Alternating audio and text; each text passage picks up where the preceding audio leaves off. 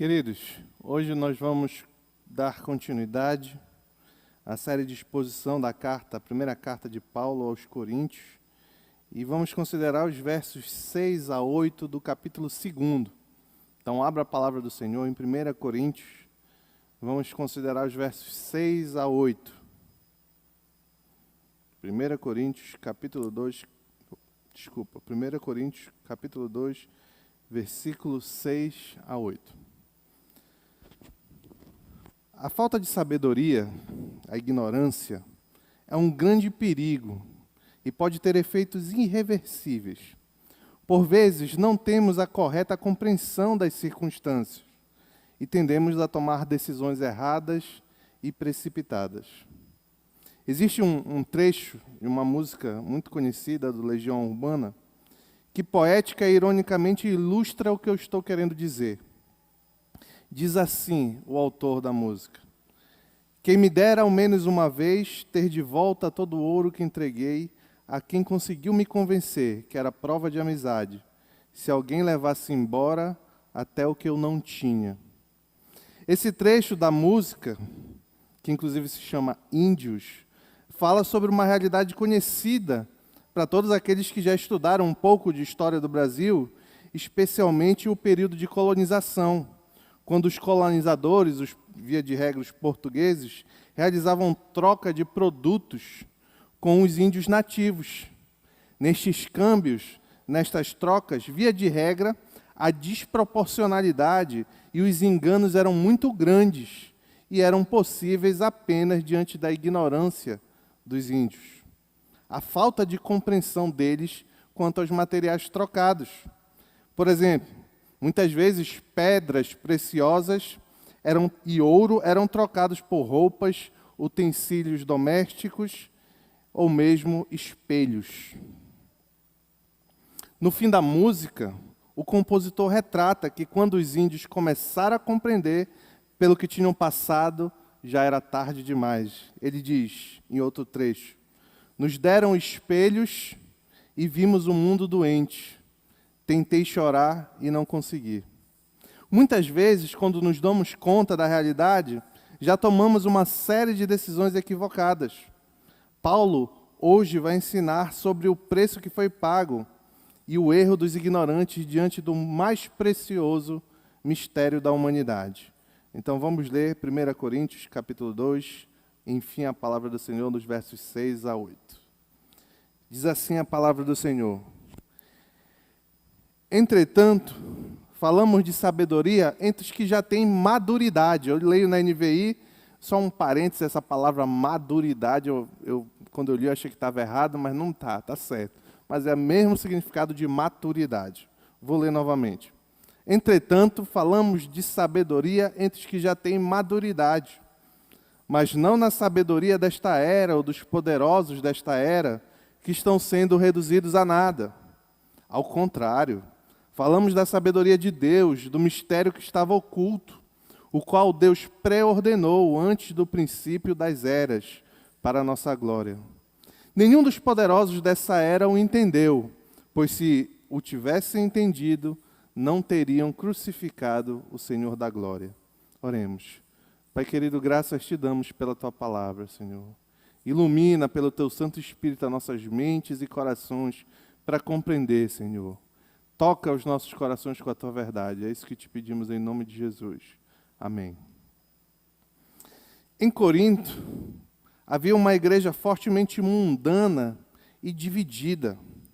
E Paulo clama, e aqui é um breve contexto, tá? Paulo clama que esses irmãos andem unidos num só pensamento e num só parecer, lá no verso 9 do capítulo 1. O que sustentava, a razão pela qual Paulo podia esperar e queria que a igreja andasse em união, era o Evangelho de Cristo. Todos foram salvos, chamados irresistivelmente pela mensagem da cruz, que é poder de Deus, o Evangelho, poder de Deus e sabedoria de Deus.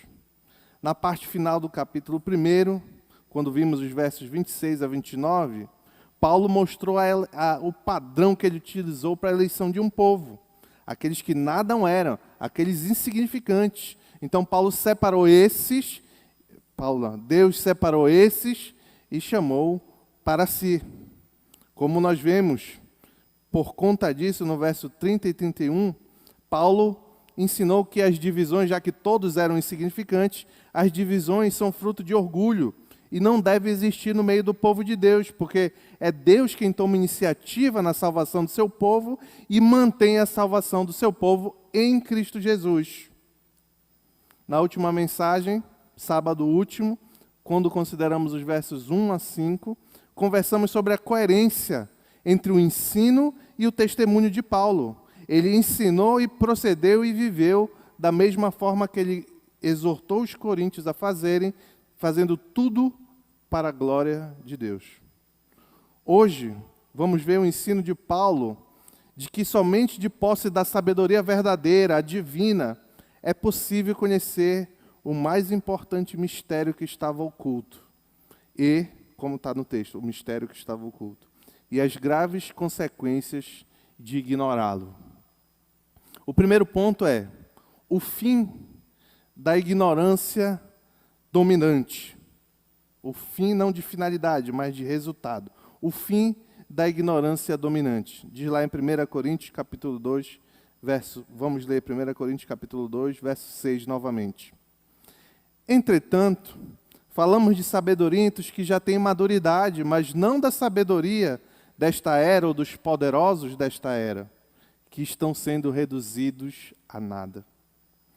No verso imediatamente anterior, o 5º, Paulo apontou a razão pela qual não se utilizou de grande eloquência, de grande poder oratório para pregar o evangelho entre os gentios. E por que ele não fez isso? Para que a fé dos gentios não se baseasse em Paulo, na inteligência de Paulo, na argumentação de Paulo, no poder de oratória de Paulo, mas se baseasse na sabedoria divina, no poder de Deus. Logo, apesar de Paulo não definir aqui neste verso 6, é claro que ele está falando, se referindo à sabedoria divina, porque no anterior ele não queria que eles se baseassem em sabedoria humana. E agora ele diz, falamos entre vocês em sabedoria. Então ele está fazendo um contraste. Assim, mais uma vez, Paulo contrasta a sabedoria divina com a sabedoria do mundo ou humana, pois a sabedoria do mundo estava encantando alguns cristãos em Coríntios. Nós já vimos isso.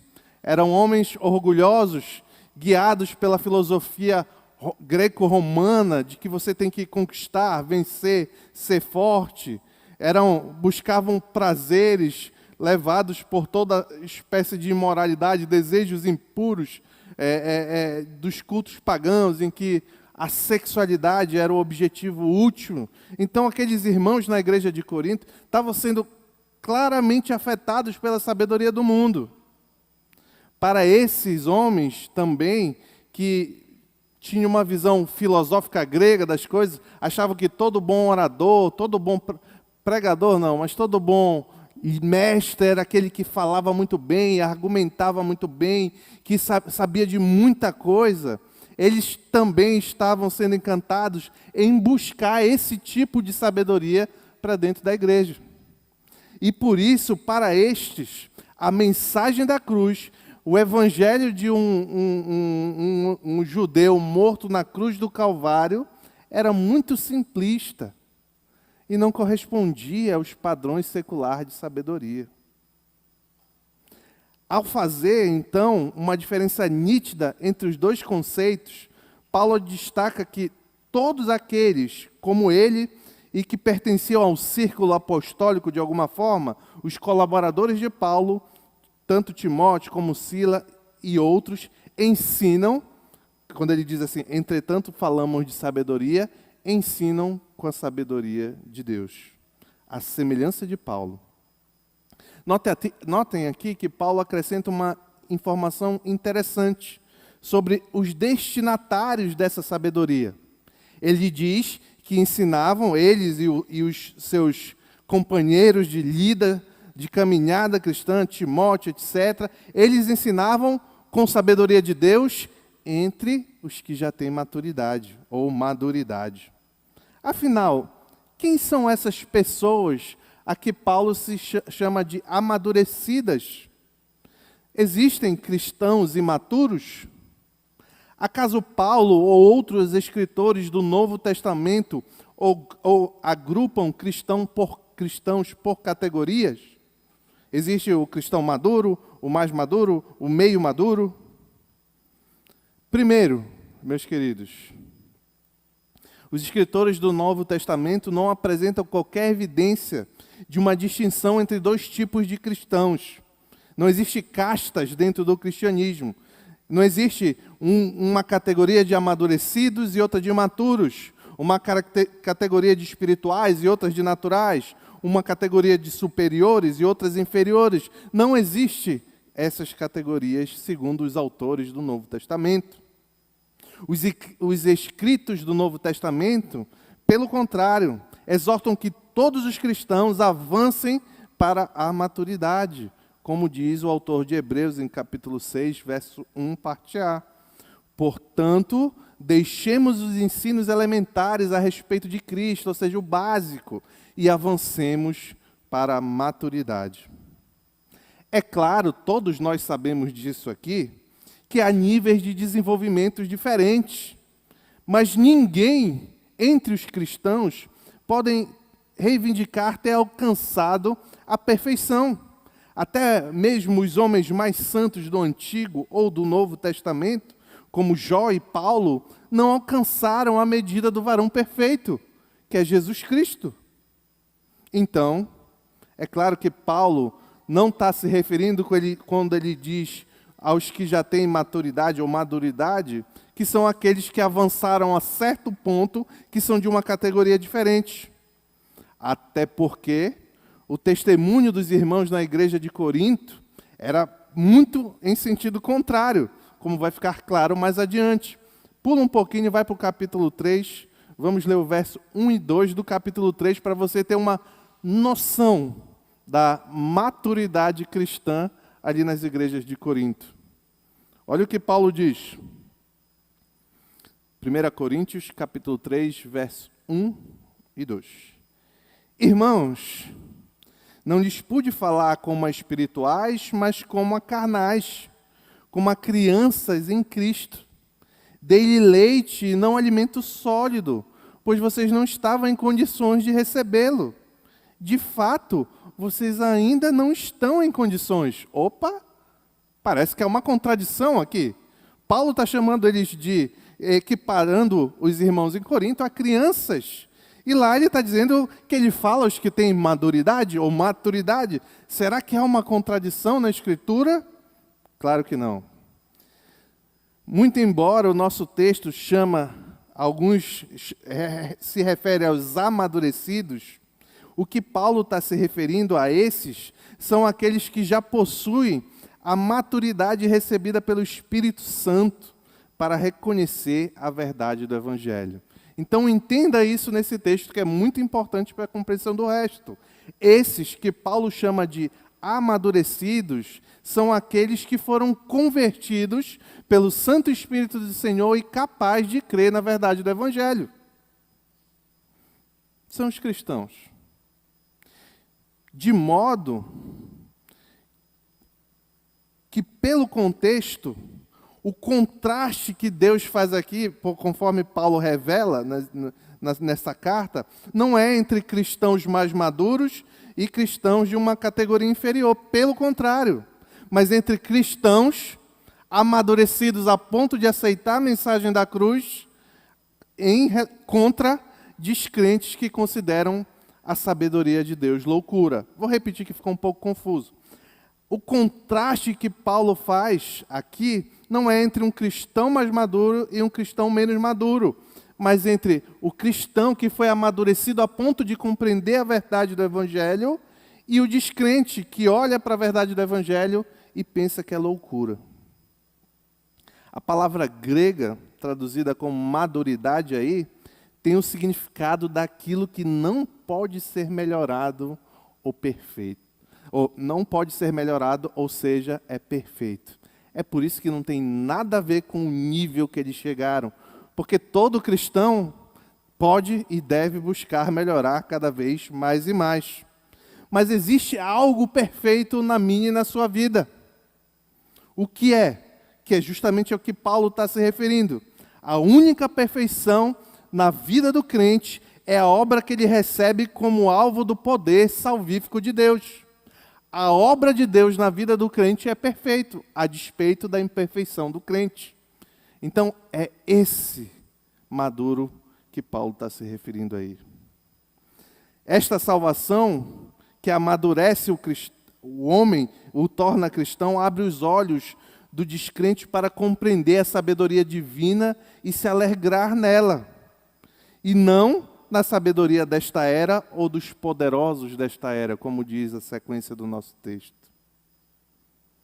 Quanto à sabedoria desta era, sabemos, já tenho repetido aqui algumas vezes, que Paulo está se referindo à forma humana de pensar em seus termos negativos, que é caracterizada por uma natureza passageira e variável. É a forma que o mundo compreendia, a forma que o mundo compreende a realidade a despeito da verdade de Deus. Isso Paulo chama de sabedoria desta era, independente do contexto, é a mesma coisa.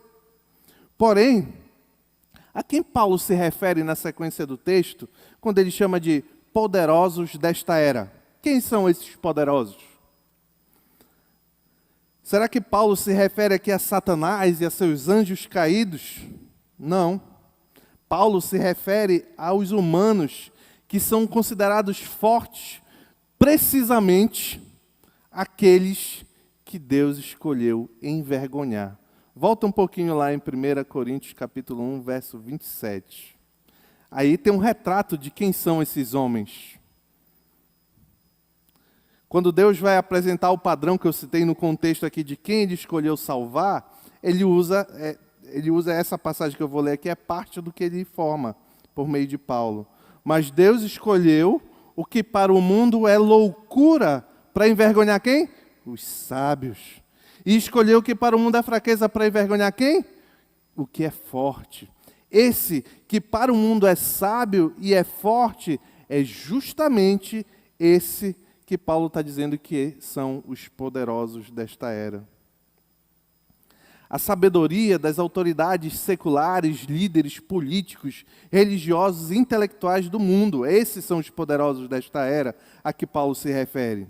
Entre eles, no contexto de Paulo, no contexto de quando ele escreveu essa carta, estão certamente Caifás, Pilatos e outras autoridades que crucificaram, foram instrumentos para a crucificação de Cristo Jesus, como você pode ver depois em Atos 3:17, 4, 26 e 27. E o importante, Paulo está dizendo, não siga a sabedoria deste mundo, nem desses homens poderosos. Por quê? Qual é o resultado que a sabedoria desses homens e deste mundo vai levar? A nada. É o que ele diz na sequência do texto. Esses homens, bem como as suas sabedorias, estão sendo reduzidos a nada. É Deus, meu querido e minha querida, e a sua divina sabedoria quem de fato controla a história do mundo, não os homens, os poderosos dessa época. A causa última de ascensão ou queda de líderes, de oficiais, de mestres e seus pensamentos e filosofias, sempre é Deus conduzindo a história. Aqueles poderosos, inclusive, a mentalidade daquela era estava também destinada ao fim. Isso porque todos os séculos Deus faz a sua palavra triunfar e a sabedoria do mundo e seus defensores fracassar. Claramente, Paulo apresentou um paradigma, um modelo aplicável tanto para mim quanto para você. Pois nós também temos nos nossos dias os sábios e poderosos. Aos crentes entre nós, Paulo revela que já possuímos um tipo de maturidade capaz de discernir entre o que é sábio, ou entre o que é sabedoria divina e humana. Quem seriam os poderosos da nossa época e as suas respectivas sabedorias? Especialmente, quem são os poderosos e os sábios e seu entendimento e o quanto eles influenciam na nossa juventude, por um exemplo. Eu, apenas a título exemplificativo, tentei destacar o que eu achei que seriam, talvez, que são as maiores influências da sabedoria e dos poderosos dessa época entre os jovens e adolescentes. Primeiro ponto, universidades. Alguns aqui, se não a maioria, talvez, frequente uma universidade e sabe muito bem ali que o pensamento, o entendimento, a sabedoria dominante não é a divina. Pelo contrário, é o pensamento humanista, cujo homem é o centro, é um pensamento anticristão. Eu tenho certeza, eu já participei de eventos em faculdades, e o nome de Cristo é como se fosse um palavrão. Eles são relativistas, não creem em verdades absolutas, ao contrário do que a Bíblia ensina. Em via de regra, as universidades estão alinhadas com progressismos e suas consequências, como o esquerdismo, liberdade sexual. Como você enxerga essas coisas? Quando você anda no meio da onde você estuda, eu estou dando um exemplo, mas existe, em qualquer meio pode surgir isso daqui. Como é que você anda, que sabedoria guia você quando você está diante dessas circunstâncias? Paulo está ensinando que esse tipo de sabedoria, que na época dele era uma e agora aqui da nossa é essa, esse tipo de sabedoria vai ser reduzido a nada. E somente a sabedoria de Deus vai permanecer firme. Um outro poderoso, influente, que eu vou chamar de sabedoria só para fazer a analogia aqui, mas outra sabedoria mundana, que muitas vezes não tem nada de sabedoria, são dos grandes influencers digitais. Ensinam muita coisa. Ensinam uma busca por prazer e alegria desenfreada. Ensinam uma busca por prazer de sucesso, fama, esteticismo. Você tem que fazer isso, você tem que ter esta forma, este formato, etc. O seu corpo é o mais importante. Ensinam consumismo, você tem que comprar isso, você tem que ter essa roupa, essa saia, essa bolsa, esse sapato, esse carro, etc., esse celular. Ensinam uma sabedoria do nosso mundo muito dominante hoje em dia, ensinam a grande sabedoria do feminismo, aquilo que Deus criou para ficar juntos e se apoiando mutuamente, que é o homem e a mulher. A sabedoria do mundo separa numa batalha entre homens e mulheres. Hoje em dia, por incrível... Olha, eu tenho 38 anos. A maioria aqui deve ter em torno de 24, 25. Quando eu tinha 24, 25, não era tão... Isso que eu vou falar na sequência aqui, não era tão pesado como é hoje em dia. Você já viu como a sabedoria do mundo, dos influencers, etc., o que é valorizado é safadeza? Olha, tem umas festas que acontecem aí, eu não sei o nome das festas, mas tem umas festas que acontecem que todos os holofotes viram para lá porque o destaque dessas festas é a quantidade de safadeza que os famosos são capazes de fazer. Na minha época não era fluxicheiro, mas não tinha isso, fazia-se essas coisas escondido. Agora vai para a mídia e é louvável. Festa de safadeza. A safadeza é incentivada, promovida. Como você enxerga essas coisas? Você acha legal? Você queria o convite para ir nessa festa? Vai estar cheio de famoso lá. Quem sabe você não se envolve numa safadeza também? Você queria o convite para uma festa dessa? Essa é a sabedoria do nosso tempo, dos poderosos desta era. Um terceiro exemplo é o entretenimento. Ele soma tudo que eu falei nas anteriores e na verdade, acho que todas as três aqui se misturam, mas ele soma tudo que eu falei nas anteriores e tem insistido ferozmente num ataque feroz contra a família tradicional. Todo mundo sabe disso. Onde é que você vê um filme recentemente, salvo raríssima exceção, de que é revelado uma família normal, conforme a Bíblia ensina que deve ser uma família, um pai casado com uma mãe, que os dois se amam e criam seus filhos. Tem, mas é cada vez mais raro.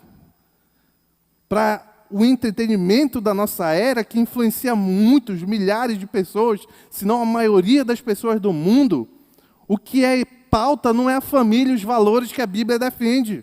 Pelo contrário, LGBTQI não sei das quantas, o que é mal para eles é bom, o que é bom para eles é mal.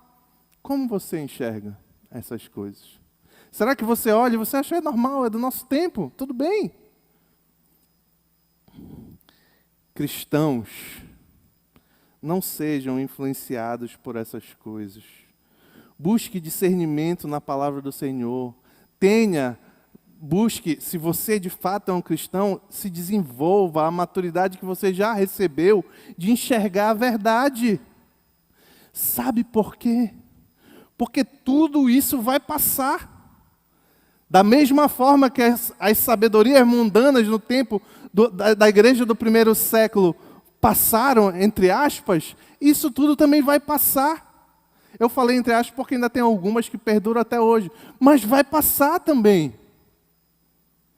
Nosso Senhor Jesus Cristo disse: céus e terra, os céus e a terra passarão, mas as minhas palavras jamais passarão.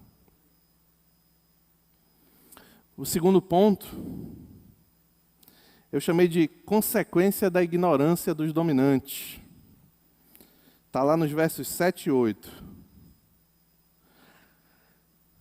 Diz assim: ao contrário, falamos da sabedoria de Deus, do mistério que estava oculto, o qual Deus preordenou antes do princípio das eras, para a nossa glória. Nenhum dos poderosos desta era o entendeu, pois se o tivessem entendido, não teriam crucificado o Senhor da glória. A diferença entre a sabedoria do mundo e a sabedoria de Deus é clara. A sabedoria é fadada a ser reduzida a nada e acabar. Ao contrário, a sabedoria de Deus é eterna e sem limites. Ela conduz pessoas das trevas para a luz, da morte para a salvação. E glória, pois apenas essa sabedoria, apenas a sabedoria de Deus, revela o que estava oculto, como diz o nosso texto. O mistério que estava oculto. Este mistério, que é ininteligível, incapaz de ser compreendido pelo descrente, para o crente, a sabedoria de Deus torna clara, pois Deus comunica este mistério por meio do seu evangelho para cada crente. Esse mistério, meu querido e minha querida, nós já conversamos algumas mensagens anteriores, mas nada mais é que Deus quando Paulo está falando do mistério, ele está se referindo ao que ele diz em Efésios capítulo 3, versos 5 e 6. Seria importante você marcar isso aqui, que para toda vez que você lê, principalmente nos escritos de Paulo, a palavra mistério, você já vai saber o que Paulo está dizendo.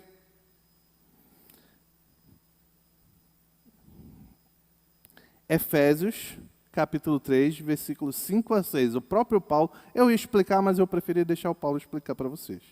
O próprio Paulo diz o que é este mistério a que ele se refere aí em Coríntios e muitos outros escritos. Esse mistério não foi dado a conhecer aos homens de outras gerações, mas agora, no tempo de Paulo, no tempo de Jesus, foi revelado pelo Espírito aos santos apóstolos e profetas de Deus. Significando que, mediante o Evangelho, está aqui o mistério, mediante o Evangelho, os gentios são coparticipantes ou co-herdeiros com Israel, membro do mesmo corpo e coparticipantes da promessa de Cristo. Então, o mistério que estava oculto e que agora foi revelado é que em Cristo Jesus há salvação para todo aquele que crê, inclusive os gentios. Eu posso resumir esse mistério que Paulo fala em uma palavra: Evangelho. Assim, sabedoria e salvação por meio de Cristo, do Evangelho de Cristo, são intimamente relacionados.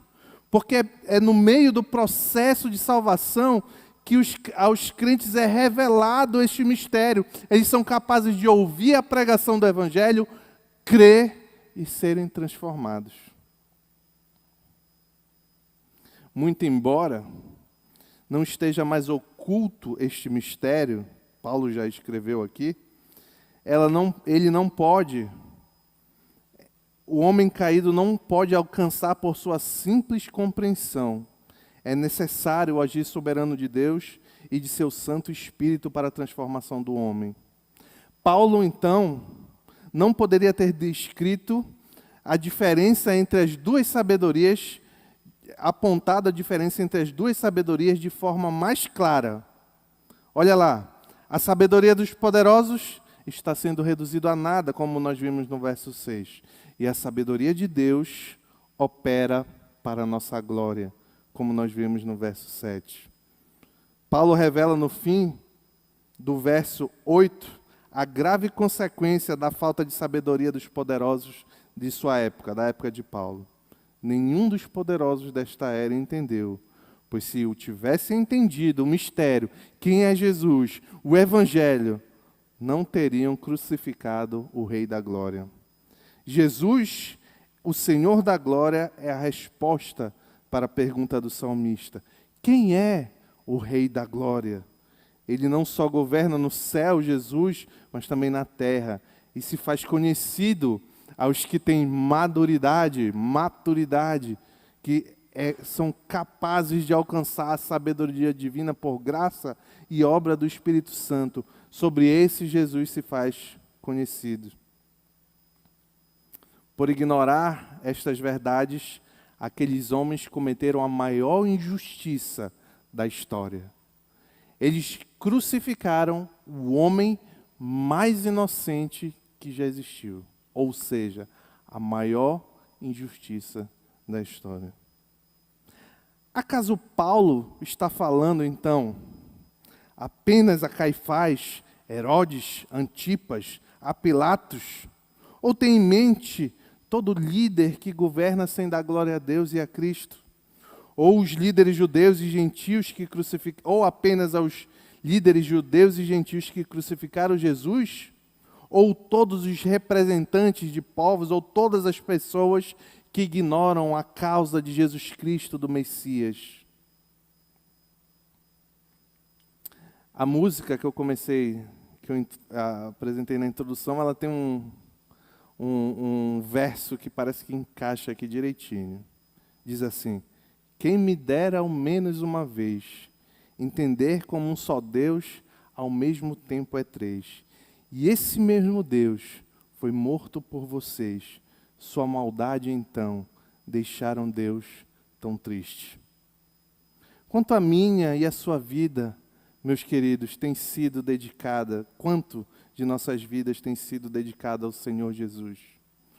Pense em todos esses exemplos e outros que você conhece de sabedoria humana, a forma de viver humana, e quanto você tem dedicado da sua vida a essas coisas e o quanto você tem dedicado à causa de Cristo. Que é um termômetro muito claro aqui, rede social. Dá para ver na rede social da pessoa, eu uso muito pouco, mas do pouco que eu uso já dá para ver.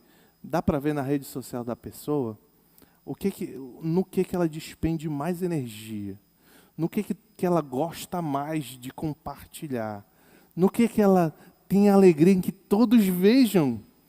E meus queridos, salvo raríssima exceção, a maioria das coisas são coisas firmadas na sabedoria humana que está destinado ao fracasso. E poucos, quem dera que nós nos empenhássemos na propagação da sabedoria divina do Evangelho, na mesma proporção que nós nos empenhamos em passar vídeos de gatinho brincando para cima e para baixo. Quem dera. Quanto da sua vida, meu querido e minha querida, é dedicado ao Senhor Jesus? No seu trabalho, na sua família, no que você se diverte, no seu lazer. Não viva. Preste atenção. Se você não escutou nada, está distraído, preste atenção agora. Não viva como quem não sabe que Deus morreu para lhe salvar, se você é crente. E se você não é crente, principalmente, não morra sem saber que Deus morre para lhe salvar. Vou repetir. Não viva como quem não sabe que Deus morreu para lhe salvar, aos crentes. Aos descrentes, não morra sem saber que Deus morre para lhe salvar. Confie na verdade do Evangelho. É a única esperança de você não acabar como a sabedoria desse mundo, reduzido a nada, no fogo do inferno.